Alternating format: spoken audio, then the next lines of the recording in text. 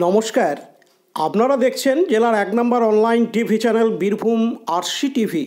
শুরু করছি আজকের সংবাদ। বিস্তারিত সংবাদে যাবার আগে দেখে নেব সংবাদ শিরোনাম। পদ্মশ্রী রতন কাহারকে সংবর্ধনা দিলেন বিধায়ক সিউড়িতে।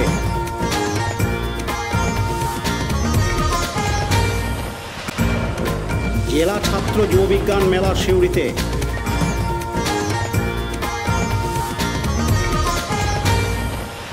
পদ্মশ্রী তাকদিরা বেগমকে সংবর্ধনা দিলেন মন্ত্রী বোলপুরে।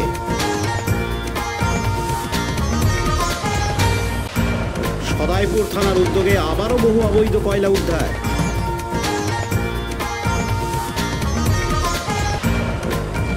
দুদিনের শ্রমিক মেলার উদ্বোধন বোলপুরে। বাউরি সমাজ শিক্ষা সমিতির জেলা সম্মেলন রাজনগরে।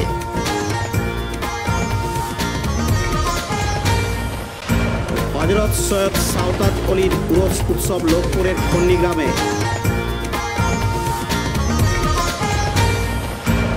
বিদ্যালয়ের বার্ষিক ক্রীড়া প্রতিযোগিতা দুবরাজপুরে।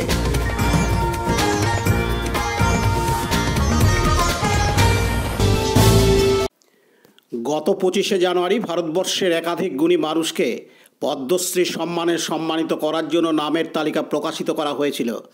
সেই তালিকায় ছিলেন সিউড়ির ভাদু গান ও একাধিক গানের স্রষ্টা এবং ভারত বিখ্যাত লোকসঙ্গীত শিল্পী রতন কাহার। আজ শনিবার 27শে জানুয়ারি পদ্মশ্রী প্রাপক সিউড়ি পৌরসভার 4 নম্বর ওয়ার্ডের বাসিন্দা রতন কাহারের বাড়িতে দেখা করলেন সিউড়ি বিধানসভার বিধায়ক তথা তৃণমূলের কোর কমিটির সদস্য বিকাশ রায়চৌধুরী, সিউড়ি পৌরসভার চেয়ারম্যান উজ্জ্বল চ্যাটার্জি, 4 নম্বর ওয়ার্ড কাউন্সিলর সহ তৃণমূল কংগ্রেসের একাধিক নেতা নেতৃত্বরা। এদিন তার বাসভবনে গিয়ে তার সঙ্গে আলাপের মাধ্যমে তাকে সম্মাননা জানানো হয় উত্তরীয় পরিয়ে ফুলের স্তবক দিয়ে। এছাড়াও তার মুখে গান শুনতে বসে যান বিকাশ রায়চৌধুরী সহ তৃণমূল কংগ্রেসের অন্যান্য নেতৃত্ববৃন্দ।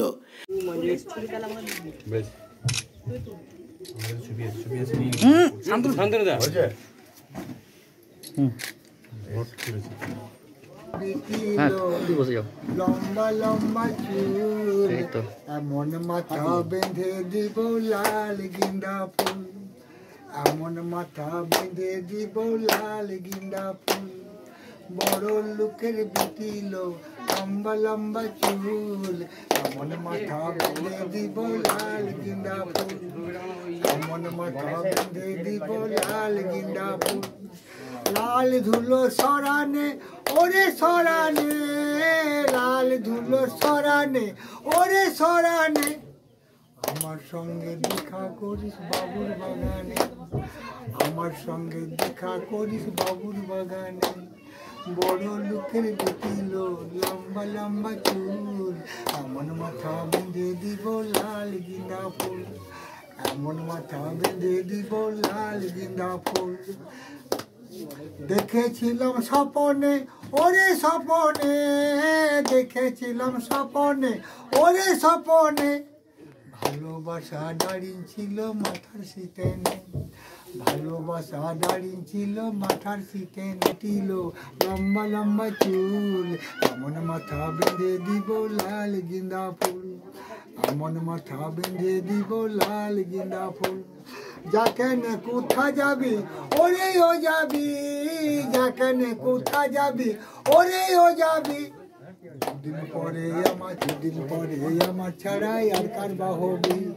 বড় লোকের বেটিল লম্বা লম্বা চুল, এমন মাথা বেঁধে দিব লাল গিন্দা ফুল, এমন মাথা বেঁধে দিব লাল গিন্দা ফুল, এমন মাথা বেঁধে দিব লাল গিন্দা ফুল।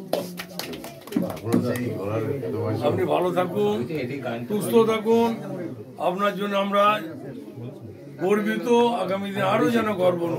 গান শুনে বিকাশ রায়চৌধুরী তাকে সাধুবাদ জানান। এদিন বিকাশ রায়চৌধুরী গর্বের সঙ্গে জানান, রতন কাহার আমাদের মুখ উজ্জ্বল করেছেন সিউড়িবাসীর তথা রাজ্যবাসীর।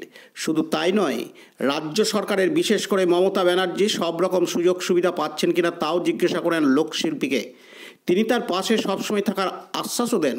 এদিন সিউড়ির বিধায়ক তথা জেলা তৃণমূল কোর কমিটির সদস্য বিকাশ রায়চৌধুরী জানান, গর্ব, আমাদের সিউড়ির গর্ব যে সেই প্রিয় মানুষ যার লেখা গান, যার সুর সারা বাংলা ভারতবর্ষ ছড়িয়ে বিদেশেও সমাদিত হয়েছিল। আমরা খুশি, দেরিতে হলো, আজকে তিনি পদ্মশ্রী সম্মানে ভূষিত হয়েছেন। এটা অনেক আগে হলে আরো খুশি হতাম আমরা, যে একজন প্রতিভাবান মানুষ, কোটি কোটি মানুষ যার গান শুনে আনন্দ উপভোগ করেছে, আজও করছে। এবং শুধু একটা গান নয়, জীবনে তিনি বহুত গান লিখেছেন, বহুত সুর দিয়েছেন। আমাদের সরকারের পক্ষ থেকেও ওনাকে পুরস্কারে পুরস্কৃত করা হয়েছে।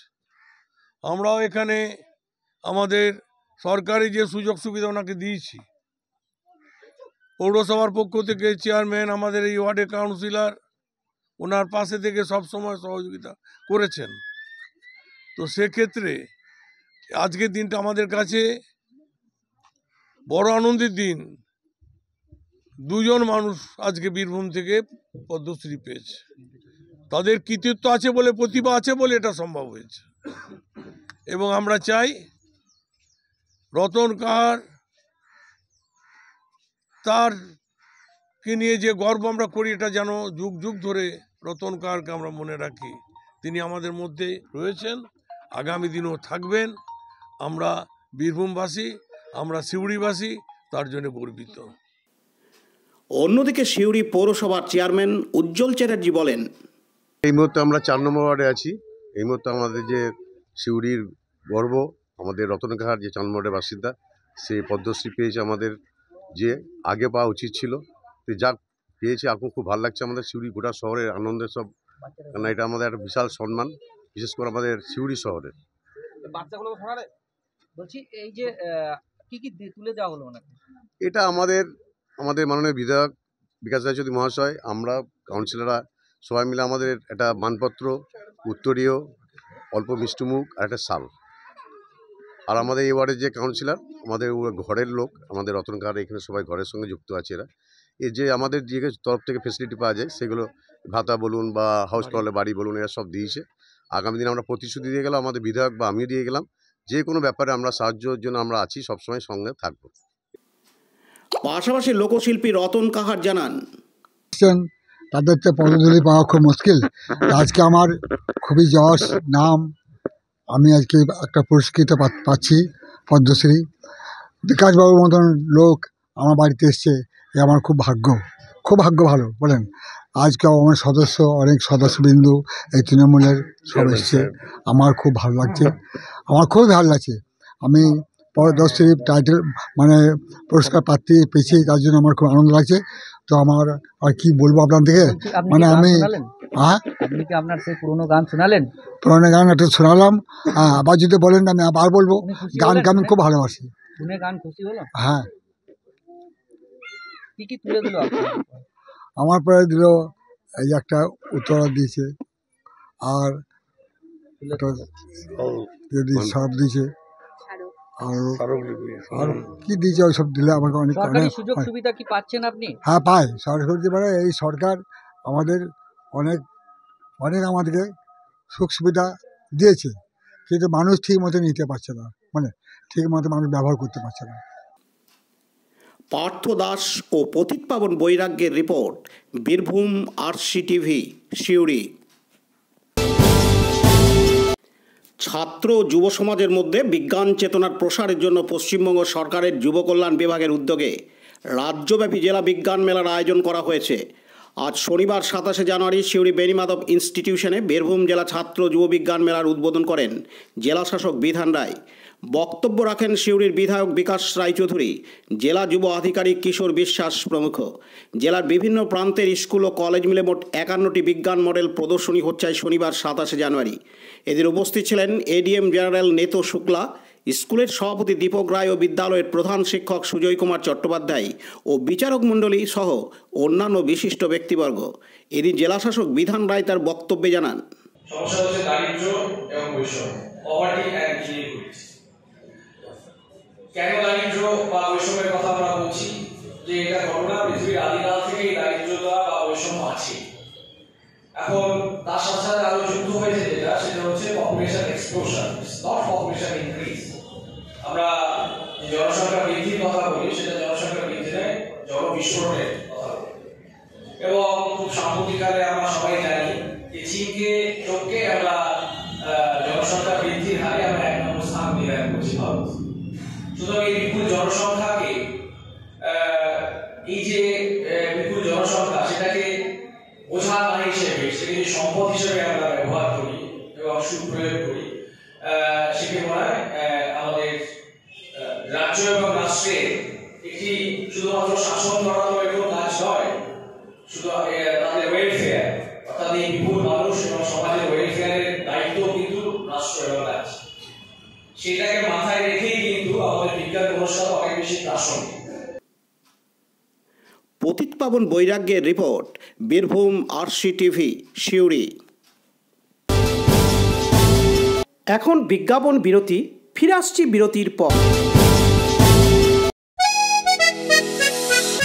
সব থেকে ভালো চিকিৎসা, সবচেয়ে কম খরচে, সবচেয়ে কম খরচে। সব থেকে ভালো চিকিৎসা, সবচেয়ে কম খরচে, সবচেয়ে কম খরচে। বিশ্বমানের স্বাস্থ্য পরিষেবা মিলবে দিনে রাতে, বিশ্বমানের স্বাস্থ্য পরিষেবা মিলবে দিনে রাতে। মণি মহেশ হসপিটাল, মণি মহেশ হসপিটাল, মণি মহেশ হসপিটাল, মণি মহেশ হসপিটাল। মণি মহেশ হসপিটাল, দুবরাজপুর, বীরভূম। ফিরে এলাম বিরতির পর। গত 25শে জানুয়ারি ভারতবর্ষের একাধিক গুণী মানুষকে পদ্মশ্রী সম্মানে সম্মানিত করার জন্য নামের তালিকা প্রকাশিত করা হয়েছিল। সেই তালিকায় ছিলেন কাঁথা স্টিচের কাজের সঙ্গে যুক্ত থাকা শিল্পী এবং ভারত বিখ্যাত কাঁথা স্টিচ শিল্পী তাকদিরা বেগম।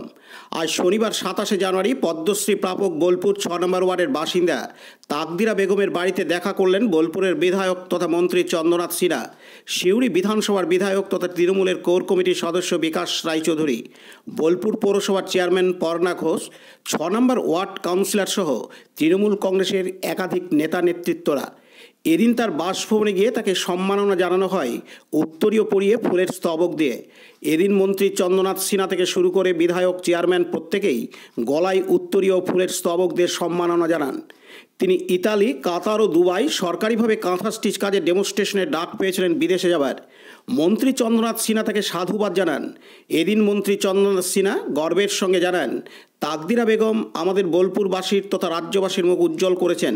তিনি আরও জানান, আনন্দিত ব্যাপার যে দুজনাই শিল্পী, একজন রতন কাহার, সিউড়িতে উনি থাকেন, উনি গান লেখেন, আর এখানে তাকদিরা বেগম তিনি হস্তশিল্পী, তিনি কাপড়ের ওপরে বা নানা জিনিসের ওপর সেলাইয়ের কাজ করেন। তো এটা আনন্দের হবারই বিষয়, কেননা যে ওনারা দীর্ঘ পরিশ্রমে আজকের সফলতার মুখ দেখেছেন।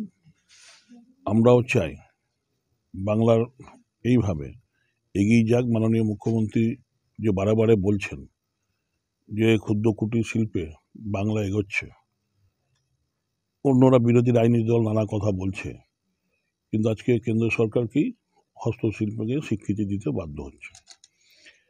তাহলে বাংলা যে এগোচ্ছে সেটা প্রমাণ হচ্ছে। এবং আমাদের এলাকা বীরভূমে কাঁথা স্টিচের চল বেশি, ম্যাক্সিমাম ঘরেই তারা এই কাঁথা স্টিচের কাজ করে জীবিকা অর্জন করে, এবং এই উপহারে তারাও উৎসাহ পাবে এবং এই শিল্প আরও ছড়িয়ে পড়বে। এবং বীরভূম থেকে, বাংলা তো আছেই, বাংলার বাইরেও আরও ছড়িয়ে পড়বে। এবং আমরাও এখন দপ্তর থেকে যেটা করেছি, বিজনেস আমরাও শুরু করছি, যাতে এর মাধ্যমে বাড়ি থেকেই বিদেশে তারা বিক্রি করতে পারে, বা তারাও খদ্দেররাও বিদেশ থেকে এর মাধ্যমে শিল্পীদের সঙ্গে যোগাযোগ করতে পারে। পাশাপাশি কাঁথা স্টিচ শিল্পী তাকদিরা বেগম বলেন, কাল জানতে পেরেছি, কাল 10টার সময় জানতে পেরেছি, দিন 10টায়। কেমন লাগছে? ভালোই লাগছে, খুব আনন্দই লাগছে। আপনি কি প্রথম থেকেই কাজ করতেন? হ্যাঁ, আমি প্রথম থেকেই সেলাই কাজই ভালোবাসতাম আর সেলাই কাজই করতাম। আপনি ছোটোবেলা থেকে কেউ শিখিয়েছে? আমি যখন ক্লাস 5-এ পড়াশোনা করি তখন আমাদের একটা সেলাইয়ের কোর্স ছিল। সেই সেলাই কোর্সটা স্কুলে শিখে এবার আমার মাথায় ঢুকলো যে সেলাইটা খুব সুন্দর লাগছে। এবার বাড়িতে আমার মা কাজ করতেন, সেই কাজ দেখে দেখে মায়ের কাছে শিখেছি। মাও কাজ করতেন? মা আমার এইসব কাজ করতো না, এখনকার ফ্যাশন কাজগুলো করতেন না, যেমন পুরোনো যুগের কাঁথা বাড়িতে যেটা ব্যবহার হয় সেই কাঁথাগুলো তৈরি করতেন। কাজী আমিরুল ইসলামের রিপোর্ট, বীরভূম RCTV, বোলপুর। এখন বিজ্ঞাপন বিরতি, ফিরে আসছি বিরতির পর। RCS Network, high speed internet, broadband, cable TV and landline service provider, Dubrajpur, Birbhum. আমাদের এখানে পাবেন BSNL, RailTel, city alliance and Jio ফাইবারের internet, cable TV and landline টেলিফোনের কানেকশন নিতে যোগাযোগ করুন। দুবরাজপুর 034622962627 7449000072 9732202011 8207037404 সিউড়ি 034622999995 9647669665 7063544520। ফিরে এলাম বিরতির পর। আবারও বিপুল পরিমাণ অবৈধ কয়লা পাচারের আগেই উদ্ধার করল বীরভূমের সদাইপুর থানার পুলিশ। গ্রেপ্তার করা হয় 2 জন পাচারকারীকে। পুলিশ সূত্রে জানা যায়, গতকাল শুক্রবার 26শে জানুয়ারি রাত্রে পুলিশের টহলদারি গাড়ি রানীগঞ্জ মোরগ্রাম 14 নম্বর জাতীয় সড়কে একটি পিকআপ ভ্যানকে আটকায় এবং ত্রিপল সরিয়ে তল্লাশি চালাতেই প্রায় 10 কুইন্টাল অবৈধ কয়লা উদ্ধার হয়। পাশাপাশি ওই জাতীয় সড়কের চিনপাই মোড়ের কাছে 6টি অবৈধ কয়লা বোঝাই মোটর বাইক আটক করে এবং মোটর বাইকগুলি থেকে উদ্ধার হয় 30 কুইন্টাল অবৈধ কয়লা। কোথা থেকে এত বিপুল পরিমাণ অবৈধ কয়লা পাচার করা হচ্ছিল এবং এই অবৈধ কয়লা পাচারের সঙ্গে কারা যুক্ত রয়েছে তা খতিয়ে দেখছে সদাইপুর থানার পুলিশ। লালটু মুখার্জির রিপোর্ট, বীরভূম RCTV, সদাইপুর। আজ শনিবার 27শে জানুয়ারি বোলপুর ডাকবাংলো ময়দানে দুদিনের শ্রমিক মেলার শুভ উদ্বোধন করা হলো। প্রদীপ প্রজ্বলনের মাধ্যমে এই শ্রমিক মেলার শুভ সূচনা করা হয়। এই শ্রমিক মেলায় উপস্থিত ছিলেন পশ্চিমবঙ্গ সরকারের ক্ষুদ্র কুটির শিল্পমন্ত্রী চন্দ্রনাথ সিনহা, বোলপুর লোকসভা কেন্দ্রের সাংসদ অসিত মাল, বীরভূমের জেলাশাসক বিধান রায় ও অন্যান্য বিশিষ্ট ব্যক্তিবর্গ। এই মেলাতে পরিযায়ী শ্রমিকদের ক্ষতিগ্রস্ত পরিবারকে সরকারের তরফ থেকে অনুদান তুলে দেওয়া হয়। কাজী আমিরুল ইসলামের রিপোর্ট, বীরভূম RCTV, বোলপুর। এখন বিজ্ঞাপন বিরতি, ফিরে আসছি বিরতির পর। আপনার কি দিন দিন ওজন বাড়ছে? ফ্যাট বা ভুঁড়ির সমস্যা? কিছুতেই ওজন কমাতে পারছেন না? আর দেরি না করে বাড়িতে থেকেই সঠিক ডায়েট চার্টের মাধ্যমে লাইফস্টাইল চেঞ্জ করে ওজন বা ফ্যাট কমাতে শুরু করুন। 30 days money back guarantee. 30 days money back guarantee. প্রয়োজনে ওজন বাড়াতে পারবেন। 30 days money back guarantee. 30 days money back guarantee. যোগাযোগ করুন কবিগুরু ওয়েলনেস সেন্টার, টাইগার ক্লাবের সন্নিকটে, চুরিপাড়া, সিউড়ি, বীরভূম। Mobile number 9153121371 8900251912। ফিরে এলাম বিরতির পর। রাজনগরের গাজী ময়দানে পশ্চিমবঙ্গ বাউরি সমাজ শিক্ষা সমিতির বীরভূম জেলা কমিটির পক্ষ থেকে গতকাল শুক্রবার 26শে জানুয়ারি জেলা সম্মেলনের আয়োজন করা হয়। এই কর্মী সম্মেলনের মাধ্যমে বাউরি সম্প্রদায়ের মানুষদের একত্রিত করে তাদের বিভিন্ন ধরনের সুযোগ সুবিধা বিষয়ে আলোচনা করা হয়। কর্পোরেট হাউস চারিদিকে ছড়ানোর ফলে প্রাকৃতিক সম্পদ ব্যক্তিগত মালিকানায় চলে যাওয়ার ফলে দেশ খারাপের দিকে এগোচ্ছে। বীরভূমের দেউচা পাচামিতে যে কয়লা খনি হচ্ছে সেখানে নবান্ন থেকে টিম এসে সেখানকার বিভিন্ন সম্প্রদায়ের মানুষের সাথে কথাবার্তা বললেও বাউরি সম্প্রদায়ের যারা নেতৃত্ব দিচ্ছেন তাদের সাথে কোনো কথাবার্তা তারা বলেননি বলে অভিযোগ করেন সংগঠনের রাজ্য সভাপতি সুমন্ত বাউরি। এদের উপস্থিত ছিলেন সংগঠনের রাজ্য সভাপতি সুমন্ত বাউরি, জেলা সম্পাদক লক্ষ্মীকান্ত বাউরি, নিতাই বাউরি, বিবেক বাউরি সহ অন্যান্যরা। এদিন সংগঠনের রাজ্য সভাপতি সুমন্ত বাউরি জানান, আজকে আমাদের বীরভূম জেলার কর্মী সম্মেলন। সেখানে আমরা আমাদের কর্মী সম্মেলনের মাধ্যমে মানুষকে কিভাবে এক জায়গায় করে বিভিন্ন যে নাগরিক সুযোগ সুবিধা আছে সেগুলোকে সামনে রেখে রাস্তায় নামা যায় তার পরিকল্পনা আজকে আমরা করব। আপনাদের বিষয়ে আলোচনা মূলত দেখুন, ব্যাপারটা হইলো যে যেভাবে কর্পোরেট হাউস চারিদিকে ছড়াচ্ছে এবং কর্পোরেট হাউস চারিদিকে ছড়ানোর ফলে বিভিন্ন প্রাইভেট সেক্টরের হাতে যেভাবে বিভিন্ন ন্যাচারাল রিসোর্সেসগুলো যাচ্ছে, সেই অনুযায়ী আমাদের মনে হয় যে যাদের জমি আছে তারা চাকরি পাচ্ছে, ঠিক আছে, একটা কয়লা খনিতে, কিন্তু যাদের জমি জায়গা নেই, যারা ক্ষেত মজুর বা যারা বর্গা চাষি, তারা যদি চাকরি বাকরির সুযোগ না পায় তাহলে মারাত্মক একটা খারাপ দিকের দিকে দেশ যাচ্ছে। এর আগে আমরা জানি যে দেওচা পাচামিতে যে কয়লা খনি হচ্ছে, নবান্ন থেকে টিম এসে বিভিন্ন সম্প্রদায়ের মানুষের সঙ্গে কথা বললেও আমাদের যারা বাউরি সম্প্রদায়ের মানুষ আছে তাদের যারা প্রতিনিধিত্ব করছে তাদের সঙ্গে কিন্তু নবান্নের কোনো প্রতিনিধি দল এখনও বসেনি। আমার মনে হয় যে এখানে যারা গরিব সম্প্রদায়ের মানুষ আছে, বাউরি সম্প্রদায়ের মানুষ আছে, ইমিডিয়েটলি নবান্নের একটা প্রতিনিধি দল আমাদের এখানকার যারা নেতৃত্ব দিচ্ছে এই সমাজের মানুষকে তাদের সঙ্গে বসুক এবং তাদের চাকরি বাকরির ব্যবস্থা করুক। খান আরশাদের report, Birbhum RC TV, Rajnagar. Birbhum জেলার লোকপুর থানার অধীনস্থ শাল নদীর তীরে অবস্থিত ছোট্ট গ্রাম খন্নি, যা একসময় জঙ্গলে পরিপূর্ণ ছিল এলাকা, সেখানেই বিরাজমান হজরত সৈয়দ সাওতাজ অলি।